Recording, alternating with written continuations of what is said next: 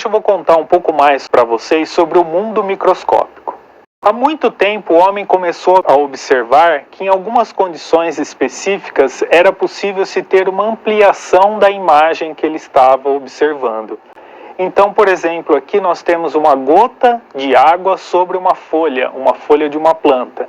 E aí o homem começou a observar que essa gota de água já funcionava como um meio de se ampliar a imagem que tinha naquela folha. Então o homem percebeu que essa gota de água já era capaz de desviar um pouco a luz e propiciar uma imagem diferente daquela que ele viria sem a gota de água.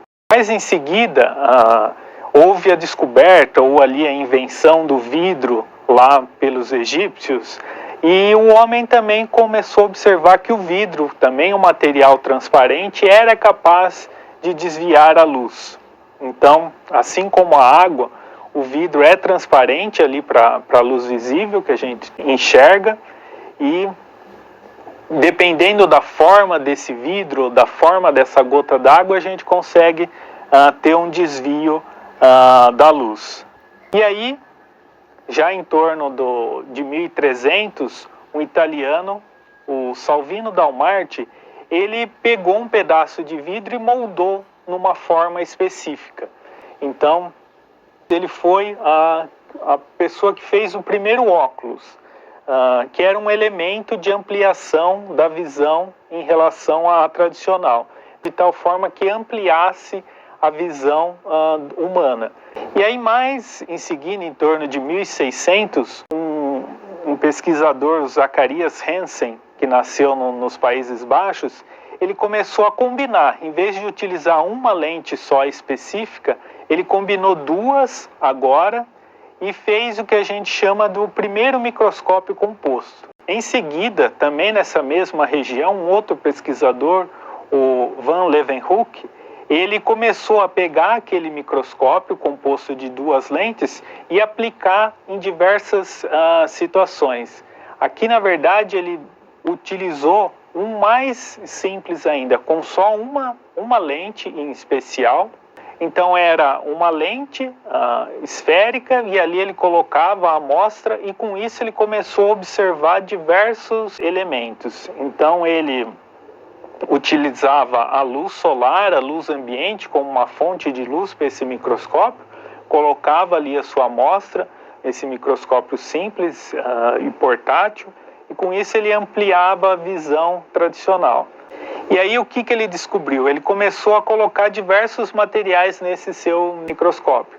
E aí ele descobriu que o mundo era formado de outras pequenas coisas que a gente não se dava conta. Então ele pegou uma gota de água e descobriu que nessa gota de água existia uma infinidade de outros organismos, né, que a gente com a nossa visão tradicional não conseguia enxergar.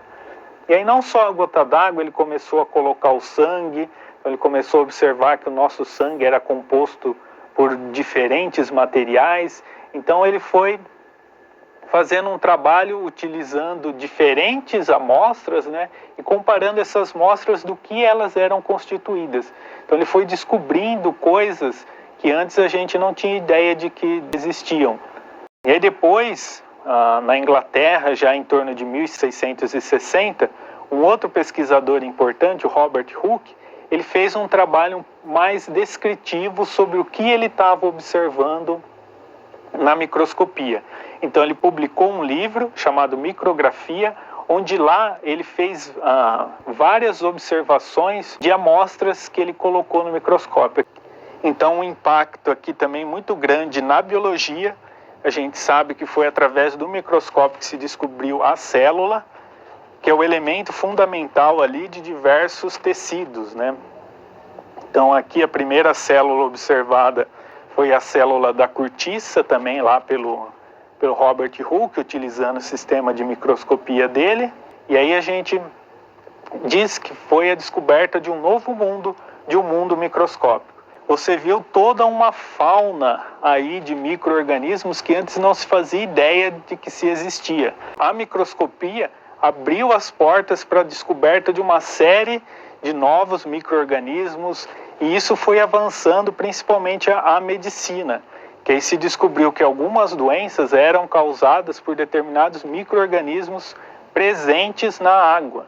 Então se começou a se fazer um tratamento mais controlado da água, principalmente da água que a gente usava para beber.